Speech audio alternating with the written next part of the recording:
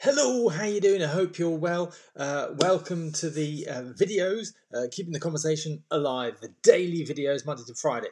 Great to have you with me. Let me just turn that one off. More room. So today, how to escape a narcissist. Now, you might know my story. I started in the field of emotional abuse. Was my first discovery. And then the more I discovered, the more I understood, the deeper and deeper and deeper it went. But it's a kind of cornerstone of what I do, although it's not everything, because as I said, my discovery led to other things, and it just got broader and broader and broader, and came outside of the kind of narrow field of emotional abuse. And I found that field was very narrow, and most people didn't understand what it was, let alone how it kind of worked and how it operated. So how to escape a narcissist. A lot I see, well, first of all, a lot more people understand what that is now. A lot of people, which is a wonderful thing.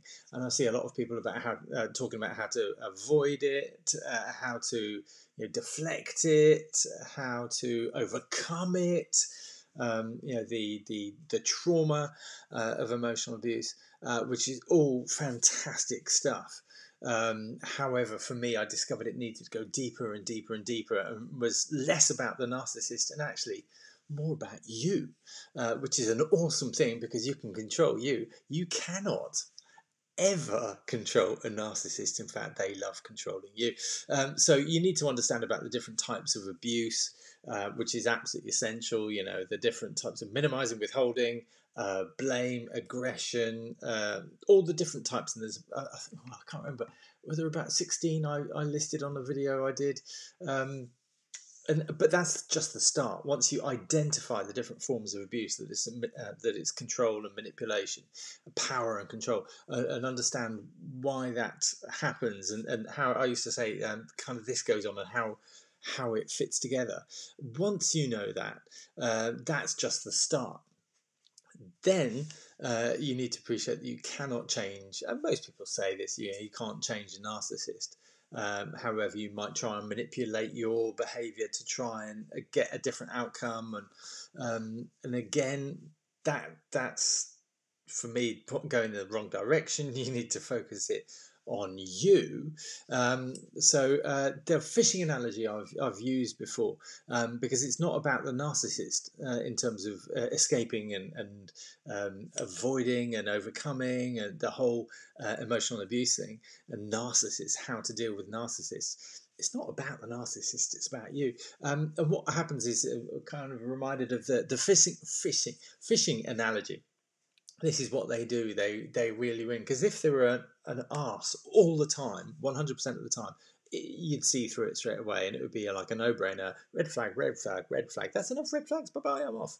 But it's not. It's red flag, white flag, white flag. Oh, they're sorry. Oh dear. Oh, they're struggling. Or poor me. Poor them. That I can help them. They're responding well. They're oh, red flag. Oh, I didn't expect that. Oh, white flag. So I use this analogy of a fishing analogy on a program I did about understanding emotional abuse.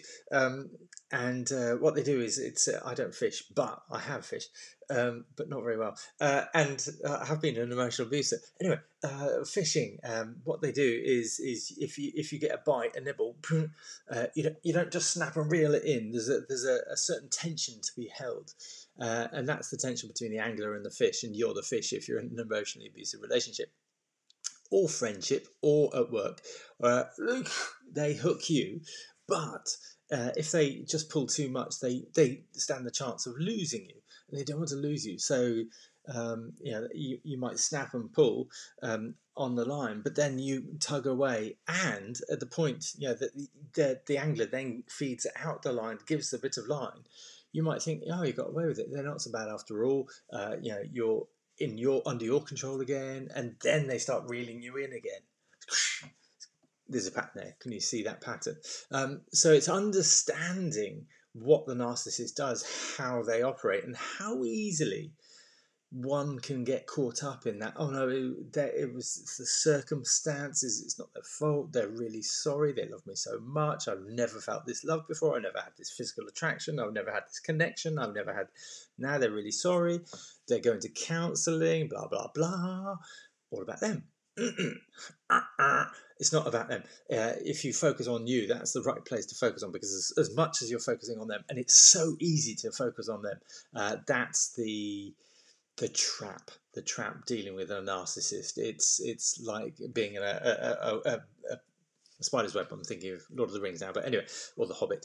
That's not where it's at. As long as you're focusing on the narcissist and their behaviour, you're caught up in their behaviour, and that's the wrong place to focus. The focus should be on you, and that's what I find is missing in just about all the things I hear about. I agree with most things that people say, but then they don't go deep enough in terms of overcoming it. It's overcoming your emotional trauma, but yeah, but then anyway. So what you do need to do is do the work, overcome the emotional trauma. That's cool, but to go further than that, to stop what's attracting narcissists, what you give out, your magnetism in terms of attracting narcissists to you. That's the bit that I find that's missing. And guess what that is? That's this thing that I call your mother of all beliefs. Have I got a slide about that? No, I don't think so. How to become the solution without avoiding the problem. So a bit like kind of the circumference of the outside of the circle, whereas we focus on the symptom. This is what we focus on with the narcissist is doing. Actually, we need to focus on the belief, our belief about ourselves at the centre. And that's what the problem is. We're attracting them because we're caught up in the drama. We're victims, and we're caught up in our drama of our own beliefs. And of course, they're negative, false, core beliefs. So that's where we need to focus to stop attracting, because it's all very well overcoming, but then you're just going to attract another one because you haven't overcome it properly to the extent that you haven't sorted out the mother of all beliefs within your own head, if you see my point. There we go, there it is. So my invitation to you, again, I can't touch the surface, even scratch the surface without, in just this 5 minutes. But as long as you're focusing on the narcissist, it's the wrong place to focus. You need to focus on yourself and what you're doing to attract that. And it all comes down to your mother of all beliefs. So my invitation to you is to take the test. I have got a thingy for this, is to take the test. Because if you have low self-esteem, anything below 15 is certified is low self-esteem. So if you have low self-esteem, then this is you. You are attracting abuse towards you. You are a victim. You're working in the victim mentality. You have these mother of all beliefs. You're going to be attracting this abuse towards you, this type of relationship, even if you don't realize it. Is most people don't realize it is because they make excuses for that person because they think, mother of all beliefs, it's their fault, they're not good enough, they're not worthy. You get my point. It's a vicious circle and it bites you in the arse. That's what a vicious circle is. So you're a victim. You will attract and keep attracting, and that's the most important thing to stop. It's harder work, but it's the work to do. Otherwise it just repeats the pattern. And hello, I know I've done it many times all my life. Oh dear. So, well, oh dear, but oh good, because I can share that with you. So come and explore the webinar. Come and explore what I say, because it fits all together. And it fits all together in terms of the kind of generation trapped. All the stuff, all these things, these issues. Relationships is one of them. But it affects your whole life if you have low self-esteem. And absolutely, you'll attract narcissists. So that's why I say come and do the test. If you haven't done the test, the link will be around here. If you have done the test and you've been working on yourself, interesting to see what the incremental change is. Obviously, answer it honestly. It's a really quick test, but see whether there's an incremental change. I was doing a webinar earlier on in which I said Emma, when she started, she was in low single figures, and now she's in high double figures. So it's really interesting to use it to be able to track your progress, but also first and foremost to confirm whether this is you.